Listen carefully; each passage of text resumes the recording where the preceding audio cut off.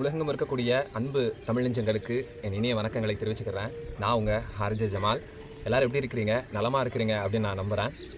தமிழக அரசியலில் கிட்டத்தட்ட 75 ஆண்டுகள் ஆண்ட கட்சியும் சரி, 55 ஆண்ட கட்சியும் சரி, பழம்பெரும் கட்சிகளையும் இன்றைக்கி தூக்கி சாப்பிட்ருக்கு அப்படின்னு தான் சொல்லணும். அதுக்கு முக்கிய காரணம் தமிழக வெற்றிக் கழகத்தினுடைய தளபதி விஜய் அவர்கள் நிகழ்த்திய ஒரு மாற்றம் தான். அந்த மிகப்பெரிய மாற்றத்தை பற்றி தான் இந்த வீடியோவில் நம்ம ஃபுல்லாக பேச போகிறோம். என்ன நடந்துச்சு, விஜய்க்கு பின்னாடி நடக்கக்கூடிய நிகழ்வுகள் என்ன, விஜய் கட்சி ஆரம்பித்த பிறகு அவர் ஒதுக்கப்பட்ட விஷயங்கள் என்னென்ன, இன்னும் மக்கள் விஜயின் மீது பரப்பப்பட்ட புகார்கள் என்னென்ன அப்படிங்கிறத இந்த வீடியோவில் முழுமையாக பார்த்துடலாம். நல்ல ஒரு விஷயத்தை, நல்ல விஷயங்களை மக்களுக்கு சொல்வோம், நல்ல விஷயத்தை எடுத்து செல்வோம், புதிய மாற்றங்களை உருவாக்குவோம். வீடியோக்குள்ளே போயிடலாமா?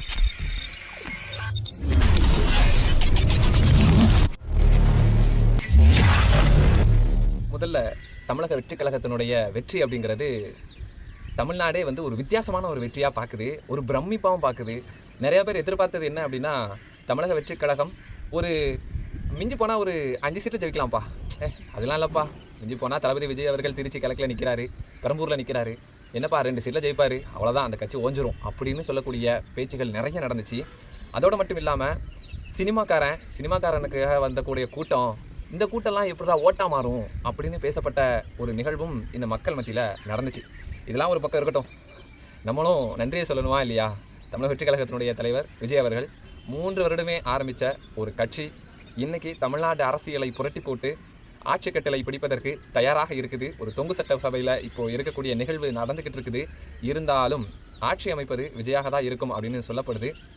என்னென்ன நடக்க போகுது அப்படிங்கிறது, என்னென்ன மாற்றங்கள் நிகழப்போகுது அப்படிங்கிறத பின்னாடி பார்க்கலாம். தமிழக வெற்றிக் கழகத்தினுடைய தலைவர் தமிழக வெற்றிக் கழகத்தினுடைய தொண்டர்களுக்கும், தமிழக வெற்றிக் கழகத்தினுடைய கட்சி உறுப்பினர்களுக்கும், தமிழக வெற்றிக் கழகத்தினுடைய ஆதரவளிக்கக்கூடிய ஆதரவாளர்களுக்கும் தமிழ்நாடை சீர்மிகு நாடாக நடத்தி கொண்டு போவதற்கு நீங்கள்லாம் உறுதுணையாக இருப்பீங்க, கண்டிப்பாக உறுதுணையாக இருக்கணும் அப்படிங்கிறத நினச்சி அனைவருக்கும் வாழ்த்துக்களை தெரிவிச்சுக்கிறோம். ஆர்ஜே ஜமால் சார்பாகவும், ஆர்ஜே ஜமால் சேனல் சார்பாகவும் தமிழக வெற்றிக் கழகத்துக்கும் வாழ்த்துக்கள். தமிழக வெற்றி கழகத்தினுடைய தலைவர் தளபதி விஜய் அவர்களுக்கும் இந்த வீடியோ மூலமாக வாழ்த்துக்களை தெரிவிச்சுக்கிறோம்.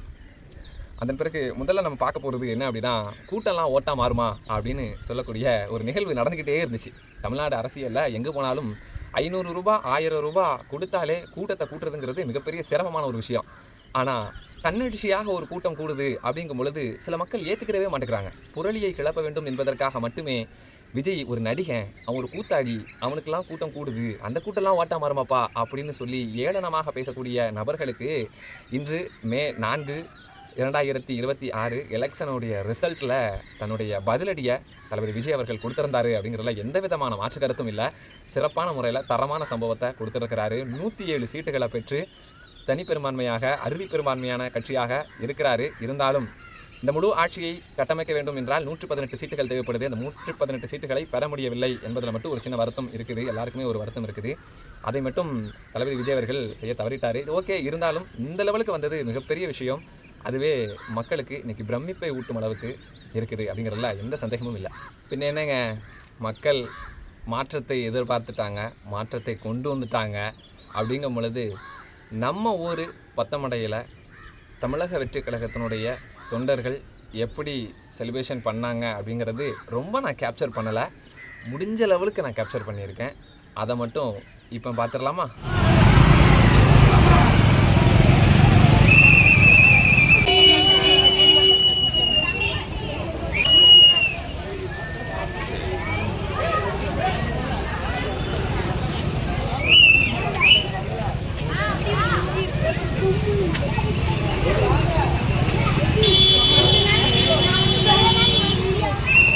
வீடியோவில் போட்டுறேன்.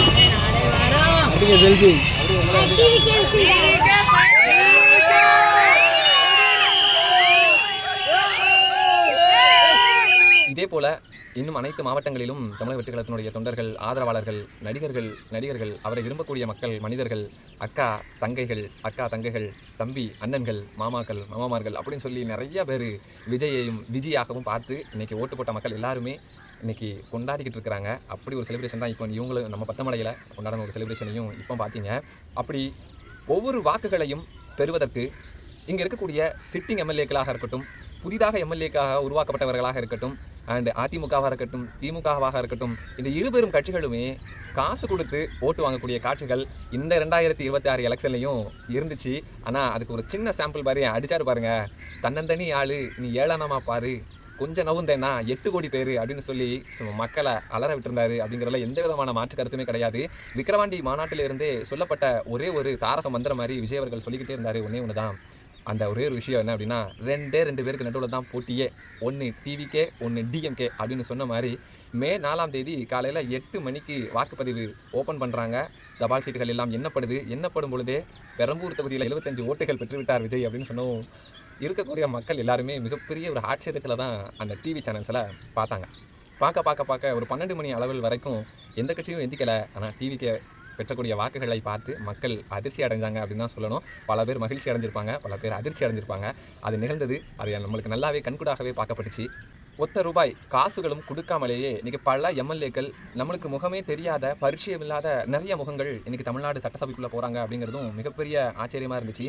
நம்ம ஊர்லேயும் சரி, பத்தமடையிலையும் சரி, நம்ம கண்ணுக்கு எதிராகவே 1000 ரூபாய் 2000 ரூபாய்னு வழங்கிய வேட்பாளர்கள் அனைவர்களுமே தோற்கடிக்கப்பட்டிருக்கிறாங்க. அப்படிங்கிறதுல எந்த விதமான மாற்று கருத்தும் கிடையாது. சில பண முதலைகள் மட்டும் வெற்றி அடைஞ்சிருக்காங்க, அதுலேயும் இந்த மாற்று கருத்தும் கிடையாது.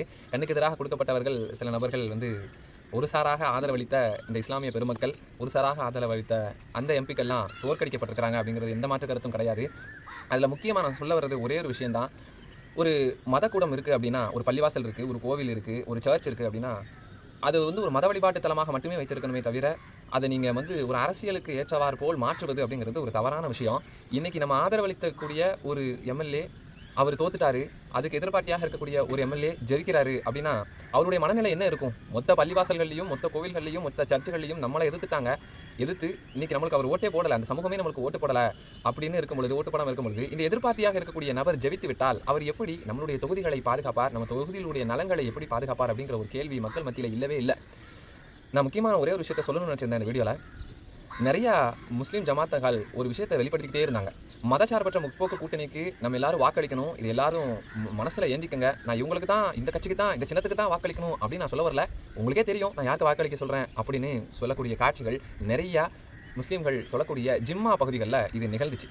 அதோடு மட்டும் இல்லாமல் ஒரு நடிகன் அவன் பின்னாடி போய் போகிறீங்களே, விசாமல் புருஷனே வேண்டாங்கிறீங்க, அவனை தான் எனக்கு பிடிக்கும்னு சொல்கிறீங்க அப்படின்னு சொல்லக்கூடிய காட்சிகளும் அந்த ஜிம்மா மேடைகளில் அறிவிப்புகளும் வந்துச்சு.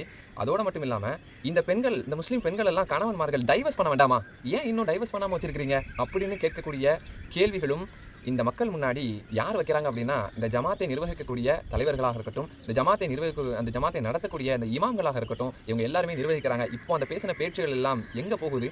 இப்போ அந்த நடிகர்னு சொல்லக்கூடிய விஜய் தானே இன்றைக்கி தமிழ்நாட்டுடைய முதலமைச்சராக வரக்கூடிய அளவுக்கு வாய்ப்புகள் இருக்குது அப்படிங்கிற நிகழ்வுகள் உங்கள் அதிதான மூளைக்கு எங்கே போச்சு? அப்போ இதெல்லாம் யோசித்து பேசணுமா இல்லையா அப்படிங்கிறத தெரிஞ்சு பேசணும்.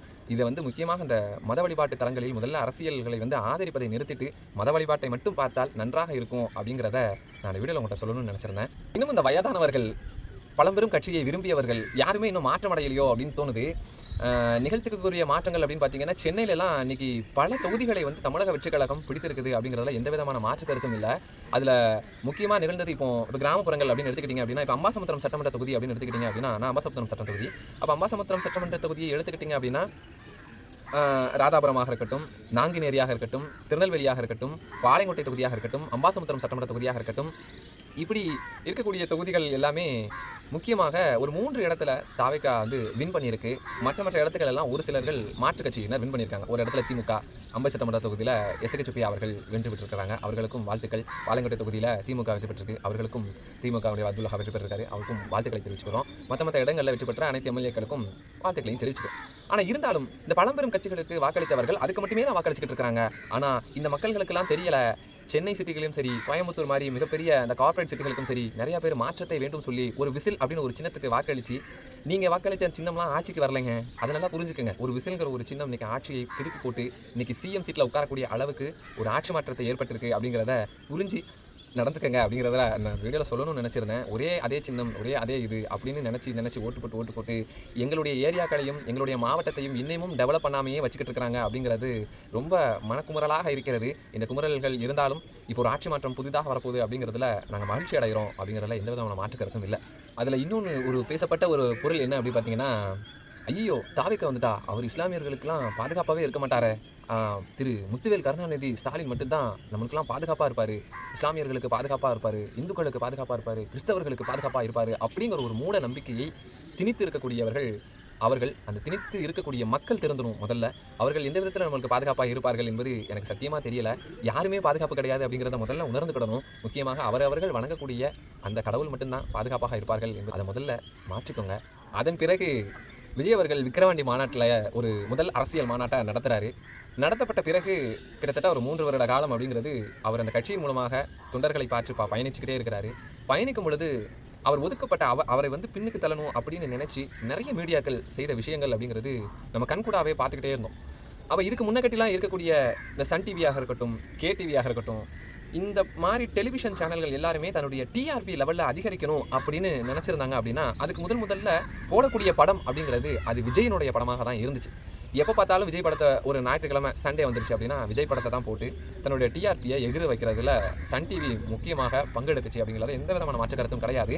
ஆனால் விஜய் தமிழக வெற்றிக் கழகம் அப்படின்னு ஒரு கட்சியை ஆரம்பித்த பிறகு முதல் மாநாட்டை விக்கிரவாண்டியில் நடத்திய பிறகு இந்த அத்தனை டிவி சேனல்களும் விஜயனுடைய முகத்தை மறைக்க வேண்டும், விஜயனுடைய பிம்பத்தை அழிக்க வேண்டும் சொல்லி எந்த விதமான டிவி சேனல்கள்லையும் விஜயனுடைய படத்தை போடுவதை நிப்பாட்டிட்டாங்க. ஆனால் நிப்பாட்டினாலும் இத்தனை வருட காலங்கள், இந்த 3 வருட காலங்கள் நிப்பாட்டினாலும் இந்த மே 4ஆம் தேதி அனைத்து நியூஸ் சேனல்கள்லையும் ஓடப்பட்ட காட்சியை எல்லாருமே பார்த்துருப்பீங்க. அதை நான் சொல்லி தான் தெரியணும் அப்படின்லாம் இல்லை. விஜய் படத்தை போட முடியாமல் தவித்து கொண்டிருந்தாங்க அப்படின்னு தான் சொல்லணும். எப்படி தான் அந்த படத்தை ஒதுக்க அப்படின்னு நினச்சிட்டே இருந்தாங்க. ஆனால் மக்கள் வாக்களித்த வாக்கை பார்த்துவிட்டு விஜயினுடைய புகைப்படம் தான் ஸ்க்ரீனாக இருக்க வேண்டும் அப்படின்னு சொல்லி எல்லா நியூஸ் சேனல்களையும் விஜயினுடைய படம் மட்டும்தான் இருந்துச்சு. இதில் முக்கியமாக சொல்லணும் அப்படின்னா சில இப்போ பாலிமர் நியூஸாக இருக்கட்டும், புதிய தலைமுறை நியூஸாக இருக்கட்டும், இவங்கெல்லாம் எந்த கட்சி அதிகமான சீட்டை பெறுதோ அவர்கள் தான் முன்னாடி வருவாங்க. எந்த கட்சி ஒரு 2ஆம் நிலைக்கு வருதோ அந்த கட்சி தான் 2ஆம் நிலையை வைப்பாங்க. எந்த கட்சி ஒரு 3ஆம் நிலைக்கு வருதோ அந்த கட்சி தான் 3ஆம் நிலைக்கு கொண்டு வருவாங்க. இந்த பாலிமர் நியூஸும் சரி, புதிய தலைமுறை நியூஸும் சரி, யார் முதலிடத்துக்கு வராங்களோ அவங்களை கரெக்டான ஃபஸ்ட் ஸ்லாட்டில் வச்சிருவாங்க. ஆனால் இன்னமும் தன்னுடைய டிவி எவன் வந்தாலும் எனக்கு பரவாயில்ல, ஆனால் நான் வைக்கிற ஸ்லாட்டு முதல் ஸ்லாட்டாக தான் இருக்கும் அப்படின்னு சொல்லிட்டு வச்ச வீடியோ உங்களுக்கு நான் காட்டுறேன் பாருங்களேன்.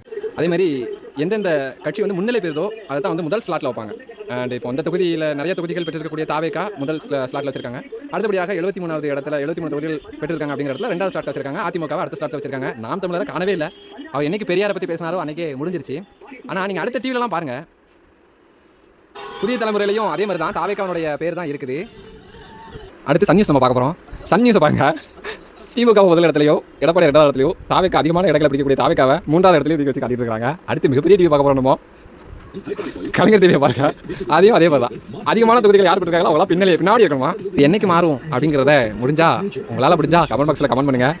அடுத்து சிஎம் வரக்கூடியவர் எப்படி வழி நடத்த போறாரு, எப்படி வழி நடத்தணும் அப்படிங்கிறதையும் முடிஞ்சா கமெண்ட் பாக்ஸில் கமெண்ட் பண்ணுங்க.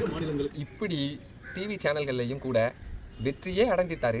அடைஞ்சாலும் நாங்கள் இப்படி தான், நாங்கள் எங்கே தான் ஃபஸ்ட்டு ஸ்லாட்டில் வைப்போம், அடுத்து தான் நீங்களாம் அப்படின்னு சொல்லி 3வது ஸ்லாட்டில் வைக்கக்கூடிய காட்சியை நீங்களே பார்த்துருப்பீங்க. எப்போ தாண்டா திருந்த போகிறீங்க அப்படின்னு தெரியல, பார்ப்போம். ஒரு நல்ல ஒரு ஆட்சி மாற்றத்தை எதிர்நோக்கி தமிழ்நாடு அரசு காத்து கொண்டு இருக்கிறது. இந்த வீடியோ எடுக்கிறது மே 5ஆம் தேதி அதிகாலையில் எடுத்துக்கிட்டு இருக்கிறேன்.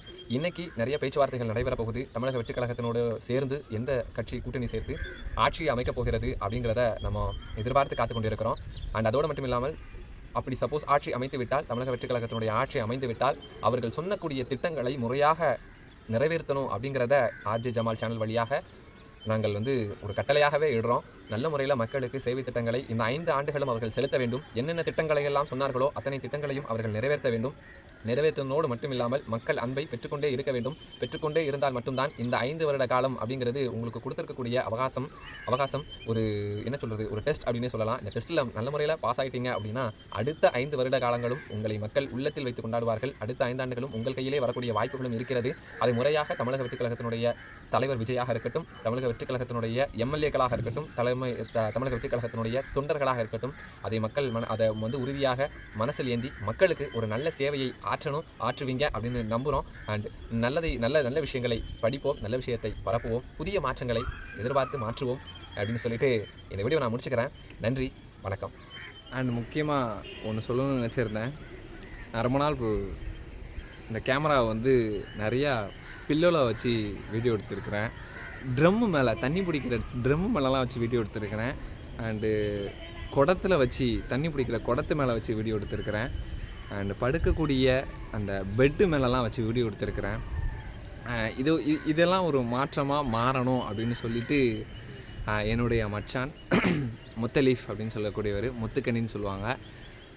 அந்த மச்சான் வந்து எனக்கு அந்த ஒரு செல்ஃபி ஸ்டிக்கை வந்து எடுத்து தந்திருந்தார். அவருக்கும் இந்த வீடியோவில் நான் நன்றியை தெரிவிச்சுக்கிறேன். அடுத்து ஒரு நல்ல வீடியோவில் உங்களை சந்திக்கிறேன். அண்ட் தென் பாய் ஃப்ரம் நான் உங்கள் ஆர்ஜே ஜமால்.